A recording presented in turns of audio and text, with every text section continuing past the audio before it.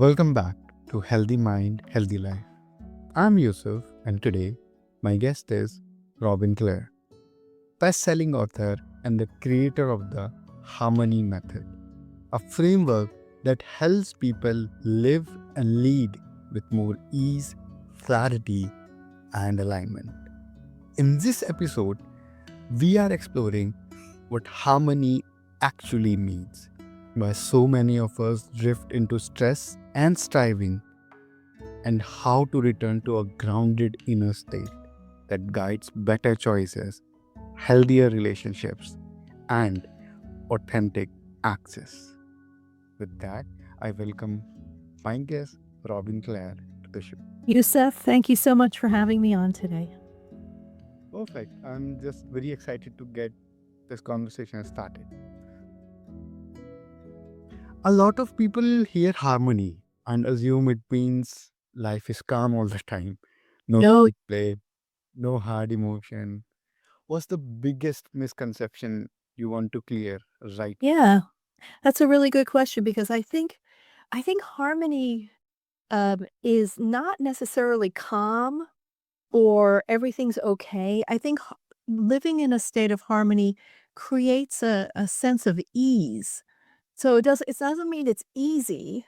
It's just that there's ease in what you're doing because we cannot avoid pain.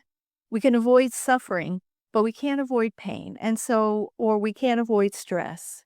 If we lived on a mountaintop by ourselves, we'd probably still find stress, something to stress out about. And so we're not looking to not have stress. We're looking for a way to live that allows you to just have ease and grace in your life so that when these things come up, you have tools that allow you to live more peacefully.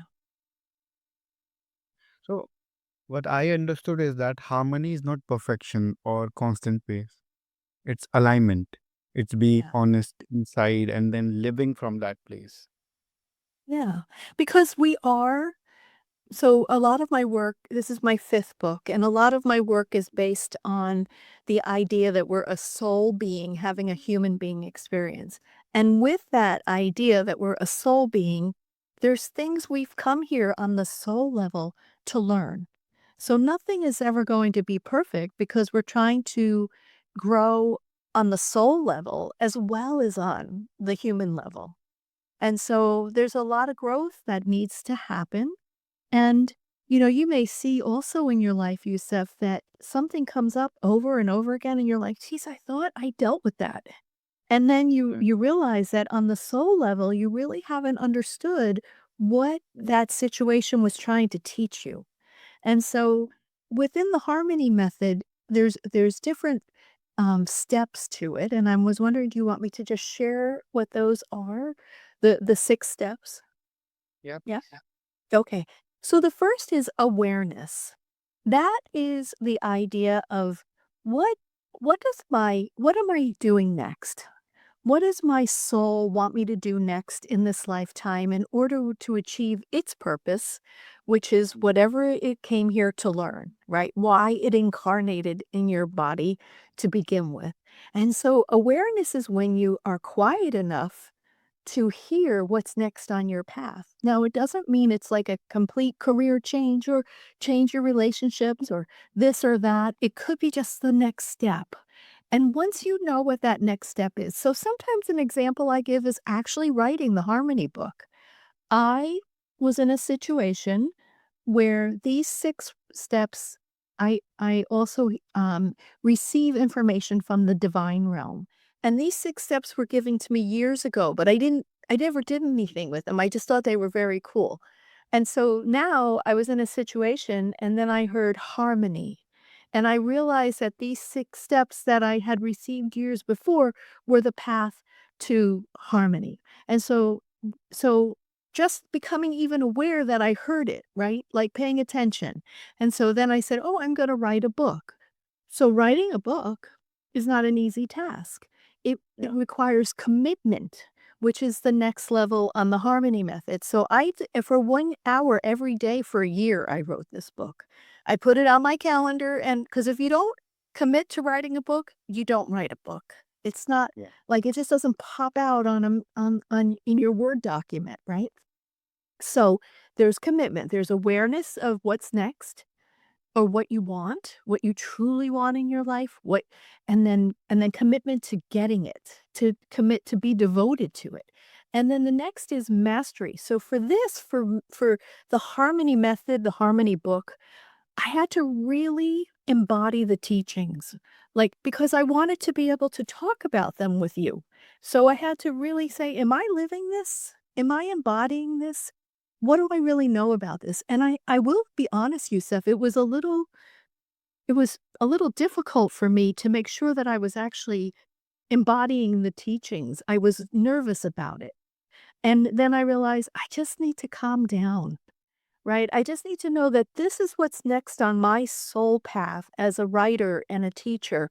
And I just need to allow the teachings to become embodied. And so I meditated with them for months, just the words, and so that I could understand them more. So there's mastery. So awareness, commitment, mastery. The the fourth is service. What am I going to do with this information? How am I going to help others? And that became publishing the book and coming on these podcasts to just talk about it. And then also in my private practice, setting up ways that people can work with me, or I can do reports for them. They don't even have to work one on one. I can do them, I can send them the information. So coming up with that strategy. And then leadership, interesting, the fifth one became about self leadership versus leading in the outside world. Because that being a good leader in the outside world is the result of good self leadership. And so, how am I the walking embodiment of harmony? When people meet me, do they say, geez, she's awfully calm and peaceful?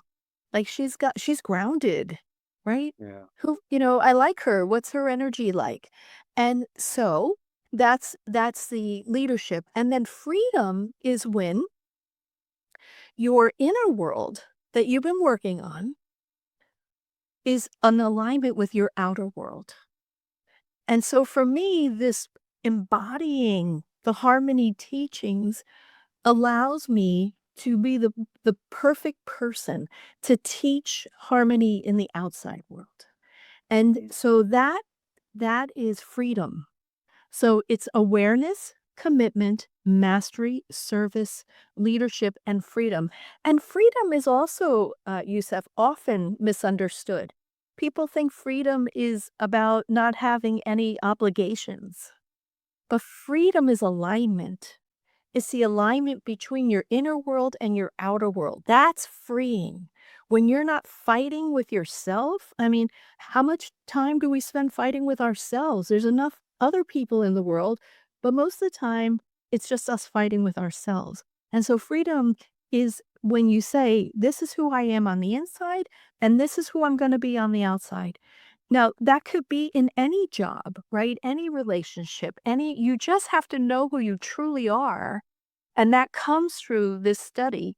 And then you project that out. So harmony is the frequency of all of that, right? It's what's going on, the path from awareness to commitment to mastery to service to leadership to freedom. That's the harmony. How are you living that? And what I have also discovered is that you could be in that harmony somewhere different in your relationship than you are in the path to harmony in your work or your creative pursuits or your wellness or your political aspirations, right? You can be on a path to harmony in every part of your life and maybe in a different phase of it, which sounds confusing, but once you're aware of these 6 steps and you begin to see the world like that, you're like, oh, look at that. I'm in leadership over here, but I'm way in awareness over here. I'm just starting out. And so that's what I love about this is the words are on my website, which is Harmony with Robin. There's a tab called Elements where I define what these words are because they're different than how we learn them in school, right? right? There's a nuance to them that is different than what we thought they were. And so I invite people to go to my website so that they can learn more about what these words truly mean and see where they are in their life for whatever they want to focus on. Uh, And how does harmony show up uh, on a day-to-day basis for most people? I am thinking, if let's say I am out of harmony, I am, I feel numb, I feel like overworked, I feel irritated, lots of emotion. What are the signals that someone can recognize Yeah. and Yeah, because think about understand? think because you said think about that because you know what you may or may not know what you want internally, right? And then you have people who are influencing you externally, or you're doing something that really doesn't feel right to you, right? All of that creates angst inside of yourself. That's why it's so important to step into awareness, become quiet. What what's important to you right now? Now, what's important to me right now, I'm a young senior citizen. So I've had many, many careers. I've been working my whole life. I've raised a family. I'm gracefully aging with my husband, and we're dealing sometimes with illness or wellness and, um everything. Every life is just one big stress ball, right? And so there's so much potential to be out of harmony. That's why also I created these that are free on my website too, harmony meditations that people can just download. They're also on my YouTube page because I want people to really understand what these 6 stages are and to be able to recognize in their life when why are they out of harmony, right? Yeah. What is going on? And as I shared with you, these are concepts that were shared with me from the divine realm. So I'm not making these up. They're really important, and it's a tool for people to find ease and peace and grace. Because when you're following along, because you'll be able to say, "Well, I'm studying all these things," right? Like, "Oh, I wanna study, Buddhism," right? And I'm committed to it. But then if you're not walking the walk of Buddhism, right, mastering it, if you're not behaving in the t using the tools to create a peaceful existence, a very zen existence in your life, you're not going to be able to share that way of life with others or lead from that place or have the freedom that I have all these zen teachings inside of me, but I'm really still a jerk at work, right? Like or in my relationships, right? You must you must really make a commitment to embody them so that you can then because it's almost like awareness and commitment are internal. Mastery is internal, taking the corner, turning the corner so you could bring it outward, right? Mm. To leadership, to free service and leadership. And then all of a sudden you're in freedom where your service and leadership matches your awareness, commitment, and your mastery. And then what happens? You're in freedom and life feels better, even though crap still happens. You're able to respond from a place of peacefulness. So you have to be able to make the commitment, awareness and commitment mastery, but you've got to be able to say, how do I start to project that on the outside world so I can have that have that freedom of alignment of my inner world and my outer world, which then creates the whole frequency of harmony. We have talked a lot about alignment. I want Yeah. to know what are the things that takes us away from the alignment. Takes us out at everything. Everything is possible. And that's why it's an inside job, right? It's an inside job, and then it's how are you, because you had said something like, "How do I recognize when I'm not in harmony?" It's really easy to recognize when you're not in harmony because I call it being snarky, like, or short-tempered with folks, or, you're just like, "Wow, wait, what is going on?" Something's going on inside of me when I'm not nice to someone else. When someone else is not nice to me, instead of reacting, what I typically know is that something's going on with them, right? And so that's a key thing. So my reaction from a place of harmony would be like, geez, it sounds like you're really upset. Is there anything I can do to help? That, I will tell your audience, disarms everybody because they're coming at you from this place of out of disharmony, right? And they're almost like wanting to pick a fight with you, whether consciously or unconsciously, because they want to feel better, right? They want to get it out, but offer them another way. Say, how can I help you? And typically they'll say, I think I have found people are like, yes, I am really upset. Could you help me do this? Instead of my saying, you know, you know, why are you yelling at me? Blah, blah, blah. Like, instead of like engaging back, it's more of what can I do to help?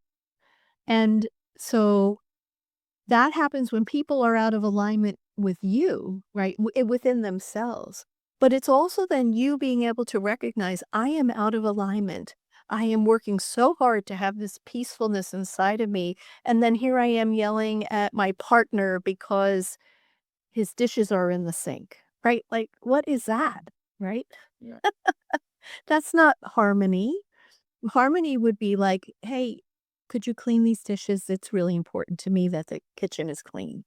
Like, that's my that's a much more mature way, right, of stating what I need and why. It's hard to argue with that. It's hard to argue with someone expresses their need to you or you express it to them, and it's that honesty in the conversation that creates harmony as well.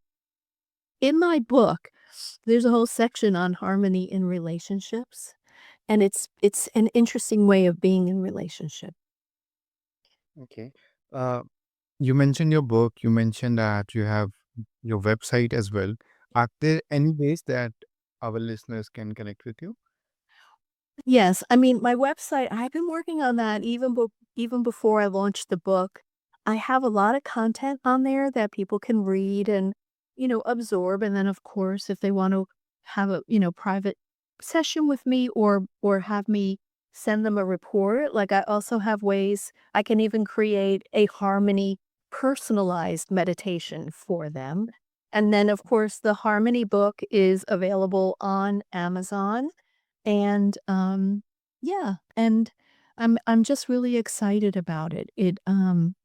I find it's almost like it's an attunement, the book itself, and so when people read it, they really begin to think about where am I in disharmony, and how do I move into a state of harmony? And it's a daily it's an everyday pursuit, right? It's a way of life, it's a way of being, and yeah, I lose my temper. I'm not always super all the way nice. I try, really, but sometimes there's things out of harmony inside of me, right? Yeah. That I'm just trying not to throw on other people, but life happens, right? We're not we're just we're still human beings, right? We are soul beings having human being experience, and so that human part of us, right? The ego, the mind, ah, what our parents told us about ourselves, right? All of our trauma, that just has an impact on, how much we're suffering And so if we can figure out what our trauma patterns are, we can stop the suffering. And if we stop suffering, if we like surrender our suffering, give it up, let go, let God, then what happens is that grace just arrives. And you have to, it just is there. Like the more you clear, the more you do your work, examine your life, clear out what's bothering you.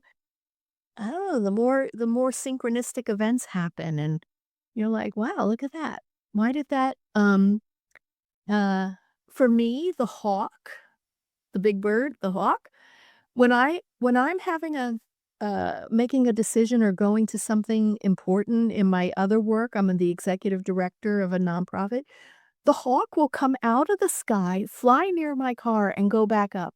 And so I know the hawk is my power animal. And I'm like, okay, hawk, thank you. Thank you. I know that you're saying to me, you're on the right path. Go do it. But that level of synchronicity happens when you have surrendered your suffering. Because in my last book, Yusuf, the one before this one called Feast and Famine Healing Addiction with Grace, what I discovered is that there's truly only one addiction on this planet, and that's to suffering. And then we pick our poison, our second level addictions. Like, well, how are we gonna feel better from the suffering? Well, I'm gonna drink alcohol. I'm gonna watch I'm going to stay in this crappy job. I'm going to I'm not gonna stand up for myself with my parents, right? Right? I'm just gonna find something, another way, another form of addiction to make myself feel better from my original addiction, which is the suffering.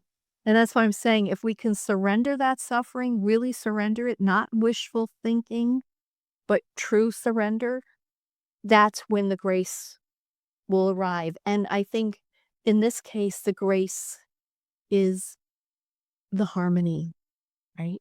Because we're not fighting what is on the inside with what is on the outside, who we are on the outside world. Yeah. Robin, I thank you so much for bringing Sharmit alignment and your knowledge to this show. You're welcome, Yusuf. Thank you for having me.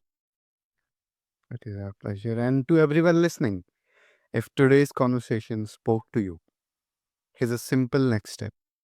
Pick one small action this week that matches who you truly are and not who you are trying to be. Then notice how your body responds. Myself, Yusuf. This is Healthy Mind, Healthy Life.